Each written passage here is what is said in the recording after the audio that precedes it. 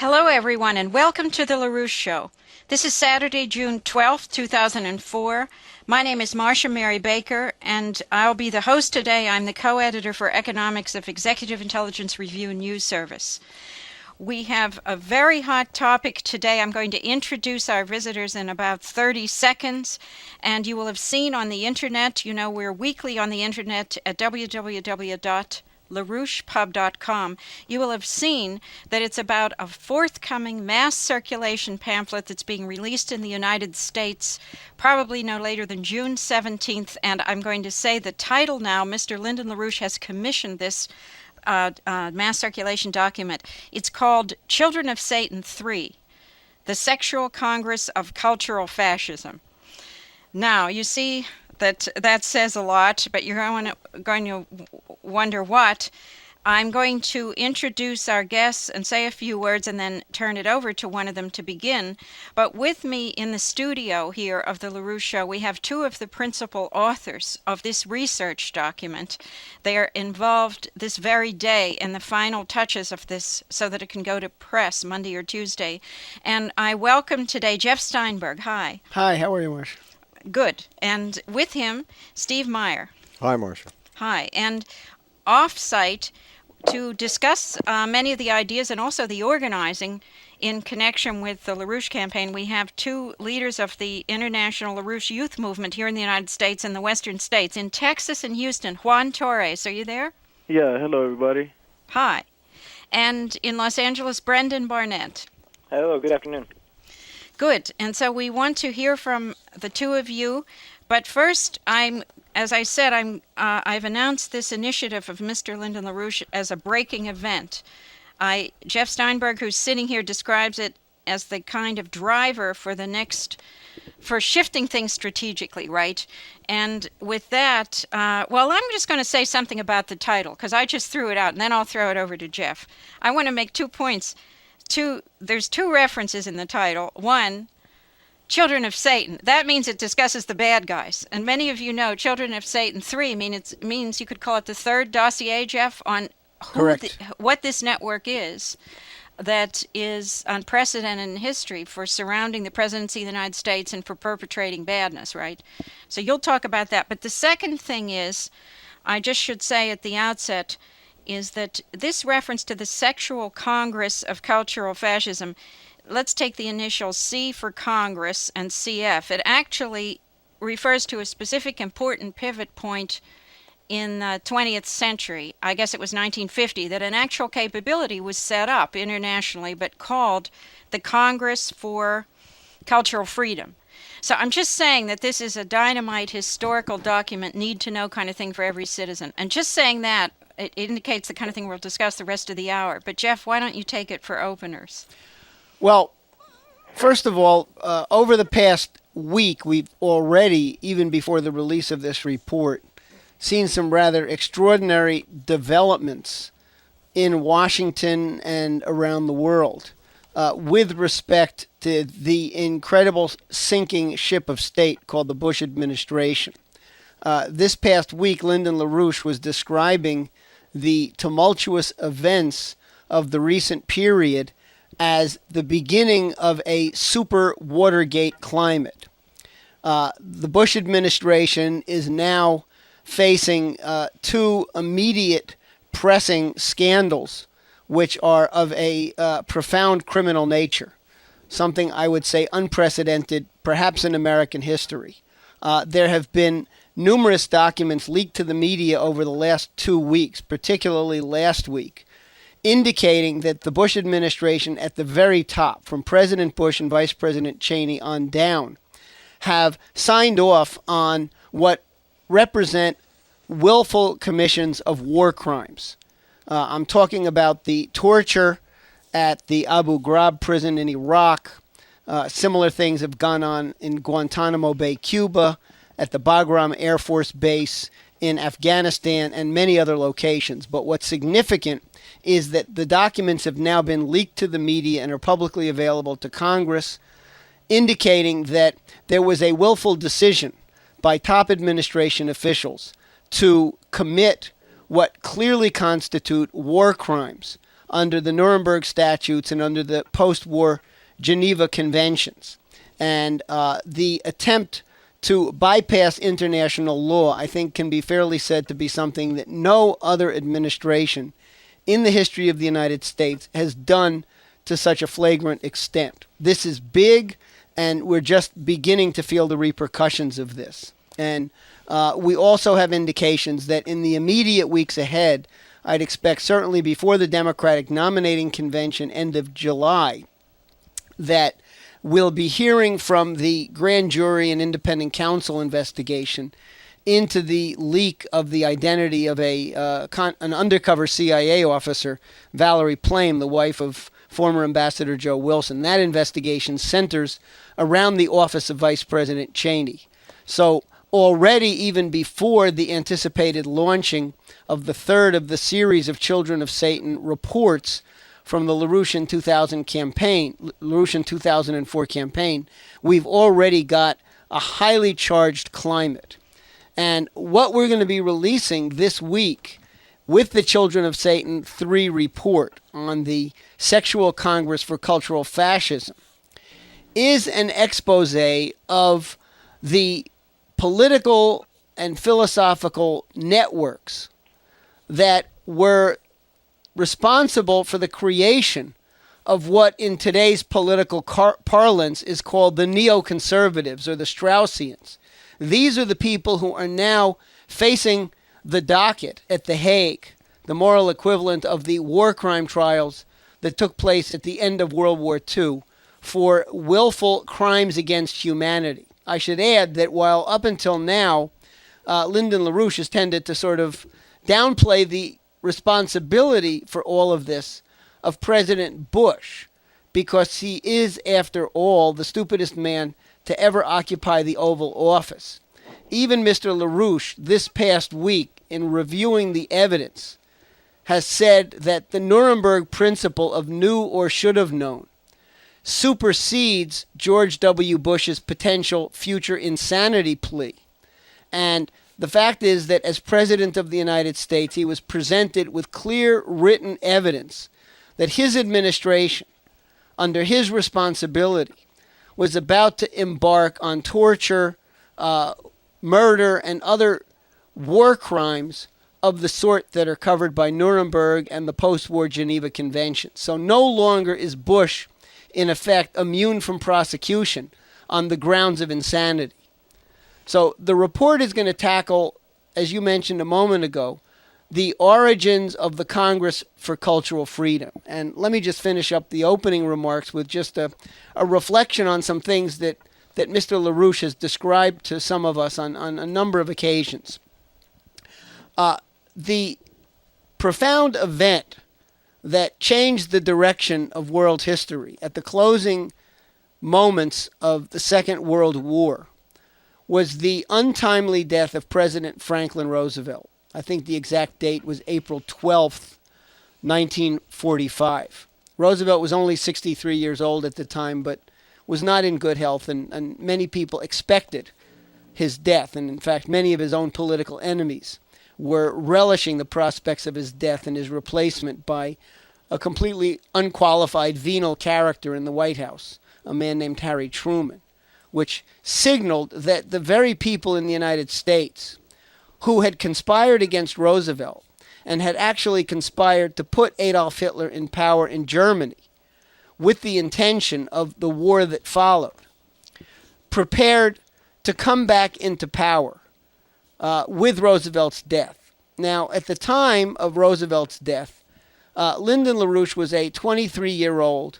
He was somewhere in either India or Burma or China. He was in the military. He was in the Asian theater and was already a well-known maverick intellectual among some of his fellow soldiers there. And a number of people therefore came up to him upon hearing of Roosevelt's death and asked what he thought.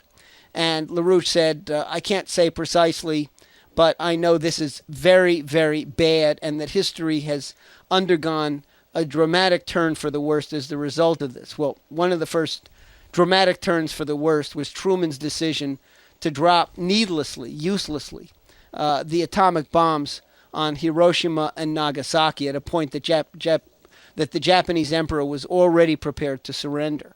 So the launching of the Congress for Cultural Freedom in the early days of the Cold War, which was in itself a needless occurrence, brought about as the result of Roosevelt's death, marked another major turning point for the worse in modern history. And so we're laying out the history of this Congress for Cultural Freedom in the pamphlet, because this event, this launching of what was really a culture war to make the world once again safe for outright fascist ideas, was the launching point for what in the 1960s became the drug, rock, sex counterculture, which has been the clinical disease that has affected the baby boomer generation and subsequent generations from that point on.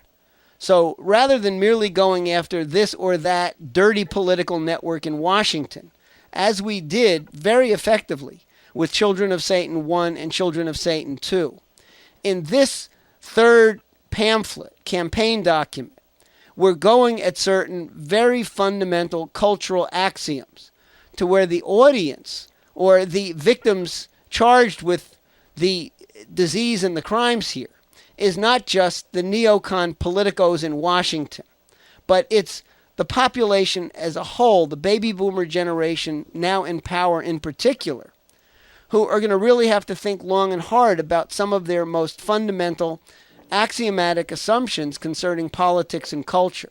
That's what we hope to do, because nothing short of that kind of change is going to do the trick to turn around what's otherwise an accelerating plunge into a new dark age, both for the United States and the whole world.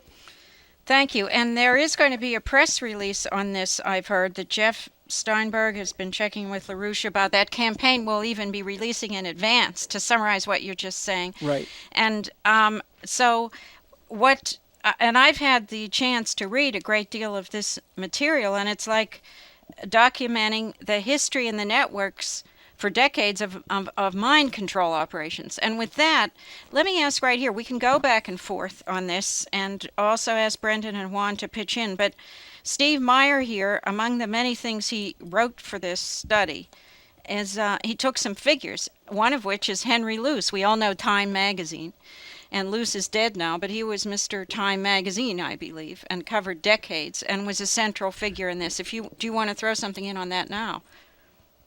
Sure. Luce was, all of us sort of think as Time and Newsweek and these types of magazines as news magazines. Well, the history of Time magazine is something quite different. It was the propaganda mouthpiece, and that's what Luce was, for Morgan and Rockefeller and related banking interests in the United States, who helped put, the network of which helped put Mussolini and then Hitler into power.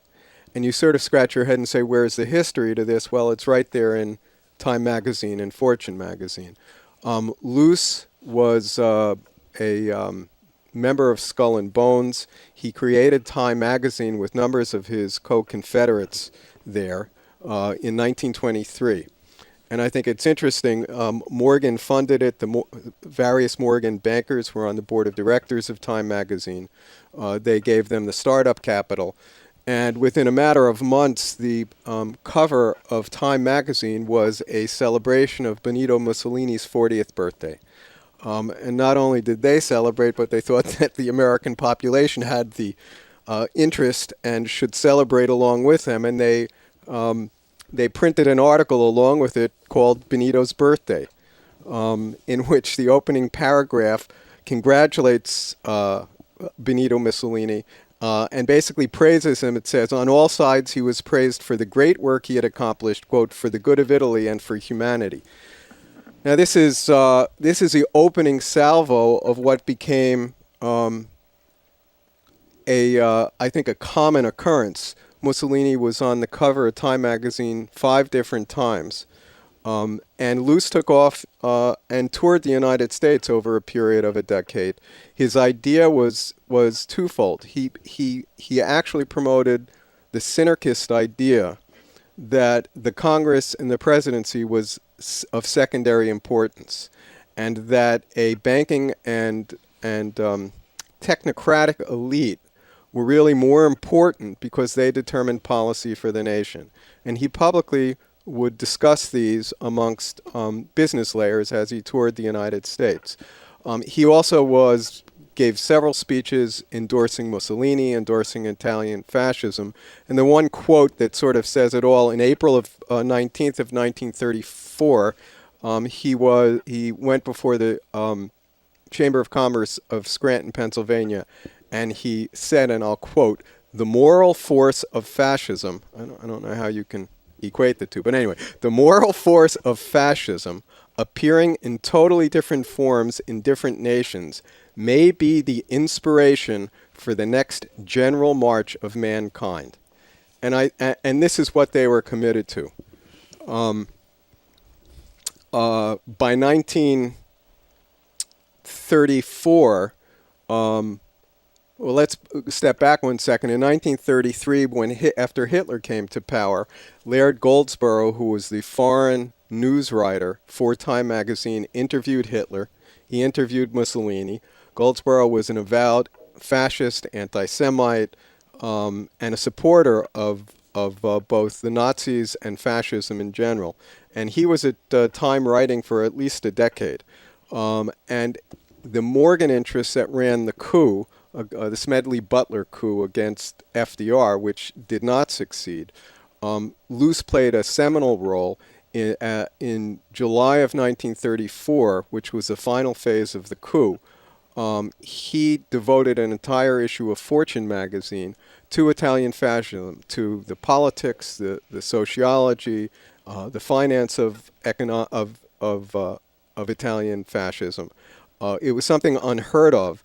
I have a copy of it. It's really, this was what they were telling Americans, and specifically through Fortune, telling the elite that this was going to be a similar policy at the point of the coup.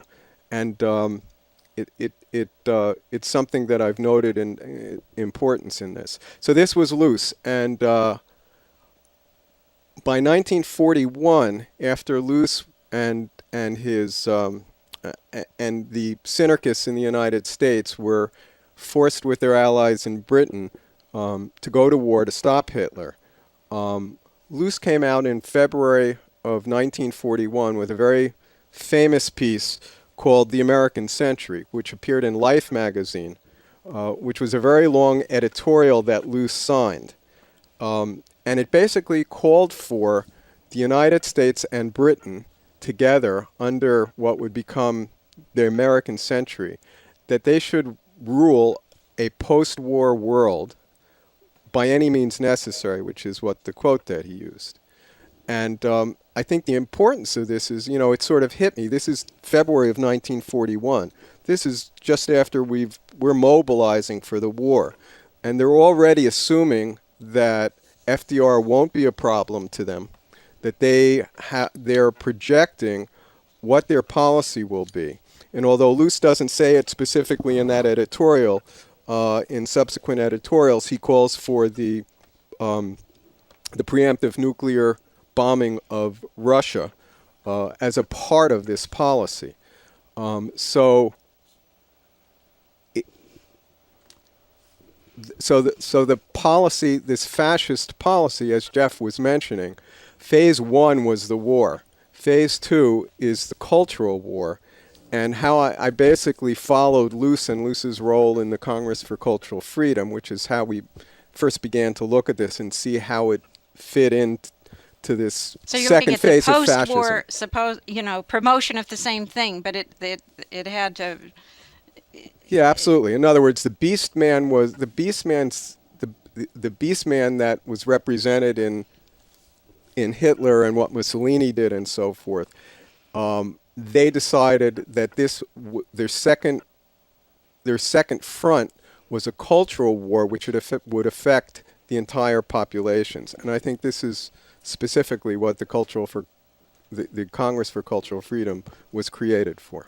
So we can draw that out and discuss things, but you're saying, in other words, the money bags and the actual key operators, Henry Luce himself. There was a grouping that founded this umbrella or spearhead effort called the Congress of Cultural Freedom. Right. And that's 1950. 1950. In Frances Stoner's book, she locates two separate groups of individuals, one headed by Allen Dulles and a group known as the Park Avenue Cowboys, who met in New York City, and the other is Charles Bolin, who met in his Georgetown home. And these two groups basically, together with the Harrimans and several others, set up this Congress for Cultural Freedom. Well, let me ask Jeff for a minute here, and then there's some other questions. But roughly speaking, because I think you edited a lot of this material, then the capability came on to, how would you characterize it, to whether it's art, science, religious institutions? How did it deploy itself? The people that you're dealing with, the Henry Luces, the Allen and John Forster Dulleses. Spies in that, or espionage. Right. Well, they had a world outlook. Their world outlook was that they hated everything that the American Revolution and the principles of the American Constitution represented. Particularly, they detested classical culture. They believed that an elite, a blood family elite, modeled on the European monarchical houses, financial oligarchies, old Venetian families, should run the world, including the United States. And they viewed the vast majority of people as being, in effect, subhuman. People to be used as slaves in various capacities, but certainly they fundamentally rejected the founding principles of the American Republic, what the preamble to the Constitution discusses in terms of the general welfare. And they were not dumb people. And their insight was that in the post-war world, they were going to create a cultural wasteland by destroying classical art, classical music, classical drama, and replacing it with either the most irrational kinds of forms or such banality as we see today coming out of Hollywood and the television industry and radio, that human beings could actually be dumbed down to the point that they're completely pacified. Now, Steve has written in his section of the report that really the inaugural event of the Congress for Cultural Freedom in Europe, the big sort of coming out party within the first couple of years of its existence, was a month-long cultural festival lionizing modernism as superior over classical culture. And it involved people like Igor Stravinsky and Schoenberg and others who really destroyed music with this atonal, horrible kind of garbage. And then existentialist philosophy carried through certain drama and modern art. Nelson Rockefeller and the Rockefeller family were the big patrons of the Museum of Modern Art in New York, and they were actively involved in this whole cultural warfare. And cultural in other words, you're brutalization. saying they gave prizes. They were the ones that would Right. say who get to have exhibits and who don't. Right. And one of the things that people will read in the report, which I think makes the case very sharply, is that one of the leading figures in the environment of this Congress for Cultural Freedom was a man named Theodore Adorno, who was part of what was known as the Frankfurt School, which was an integral part of the whole British Fabian Society, extended networks that ran this Congress for Cultural Freedom. It was nominally an American-founded organization, but British social engineers predominantly ran it. But Adorno wrote a book in 1946 called The Philosophy of Modern Music, ostensibly about Stravinsky and Schoenberg, who was his teacher when he was studying piano in Vienna in the 1920s. And in this book, what Adorno says is the purpose of modern music is to drive people insane, and is to actually induce various symptoms of schizophrenia through the repeated exposure of people both to these extreme forms of atonal music and also the bland pop top 40 type music that was first beginning to appear on the radio at the time. And he Watcha actually, Me, My Baby. yeah, exactly, this kind of thing. And he says ultimately that exposure over time to this kind of music will induce schizophrenia. And he says ultimately you will produce a society of necrophiliacs. Now, he doesn't mean literally grave diggers who commit acts upon corpses. But what he was talking about was a culture in which pornography and murderous bestial violence become the norms and became so intertwined that they're almost indistinguishable. You look at most modern music, you look at most movies coming out of Hollywood, you look at things like within our culture, the popularity of professional wrestling, which is a combination of bloody violence and pornography. And you get the idea that the assault against the aesthetics of human beings and against the idea of beauty, which is the driving factor in any effective republic, has been virtually eliminated. And this is the legacy of the Congress for Cultural Freedom. This is why these are the people responsible for what later emerged as the drug, rock, sex counterculture and then the new economy based on consumerism rather than a healthy sense of productive identity. But Steve, you were picking up on something about the boomer generation? Yeah, I wanted to say one thing that Jeff had referenced, and maybe he can go into it a little bit. You sort of think in your own mind, you know that those of us that grew up in the 50s with pop music and rock and roll and the Beatles and so forth, it wasn't classical music, but you didn't look at it as being destructive. And you sort of look back on it and say, well, I survived, so it couldn't have been that bad. Adorno had a different idea, and he studied popular music. And he studied the effect that listening to this and having a diet of it, which is what was done to us. In other words, there was a culture in which I got up in the morning listening to my clock radio, listening to this stuff. I went to bed listening to this stuff. And Adorno knew what a diet of this would mean for the American population. And he basically said that, do you remember what he said, Jeff?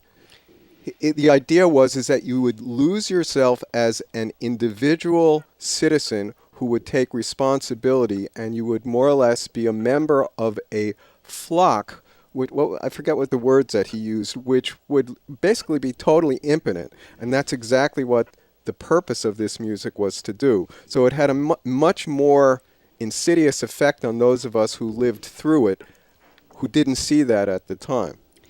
He said modern music is the last message of despair coming from the shipwrecked, because that was his idea of modern culture. And his argument was that you had to make it so bad, you had to create a society that was completely devoid of any sense of beauty. And that at that point, you would cause a cultural revolution.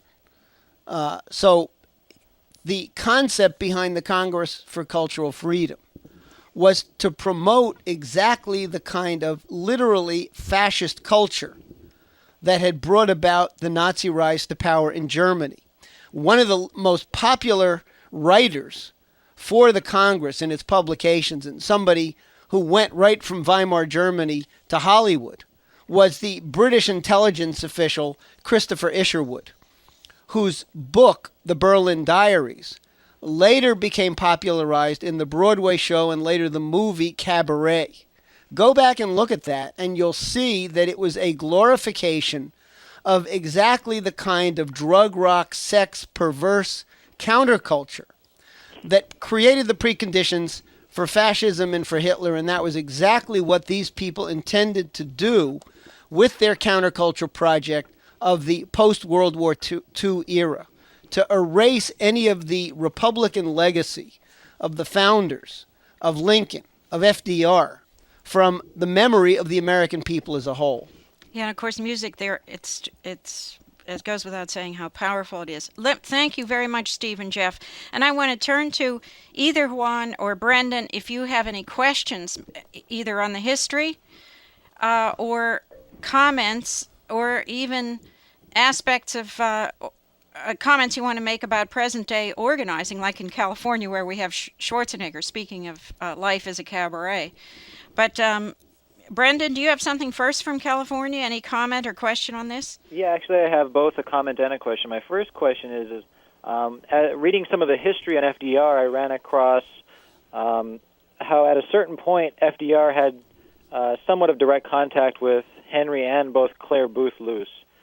And at a certain point, I guess the government was either giving grants for Time and Time Magazine and these other publications to do tours throughout the war theaters. And it cited that at a certain point FDR cut Luce off, and he said that you guys are no longer able to tour. And it cited that Luce, till his dying day, hated FDR. And I was wondering if there was anything on that you guys ran across. Yeah, well, I think that's accurate. Luce hated FDR. In other words, the New Deal represented for them a real problem. It represented building a republic, and they hated FDR because he had been a patrician, and he had gone and implemented policies that our founding fathers would have implemented in this crisis. So you're right. Luce was there in one of the books I read. It's described by one of Luce's closest friends that he would go apoplectic with rage whenever FDR's name was mentioned, and he wouldn't even name him. He would say that man. He wouldn't even call him by his name. And likewise, Luce's wife, Clare Boothe Luce, was used as a mouthpiece in Congress for many attacks on FDR. And I'm sure the feeling was mutual on FDR's side. He knew what this threat was, and he went on and did what he had to do in spite of it. Another dimension, Brendan, I think that's also important to bear in mind, which is that many of the people in the financial establishment, particularly, as Steve's mentioned, the Morgan, Harriman banking interests, Rockefellers and others, these people were very closely aligned and in many cases were identical with the top directors of the major heavy industries in the United States, the steel industry, the DuPont family from the major chemical company were right in the middle of the Morgan coup plot against FDR in 1934. And many of these people were part of this international synarchist oligarchy that helped put Hitler and Mussolini into power and had actually wanted the United States to join this global fascist front.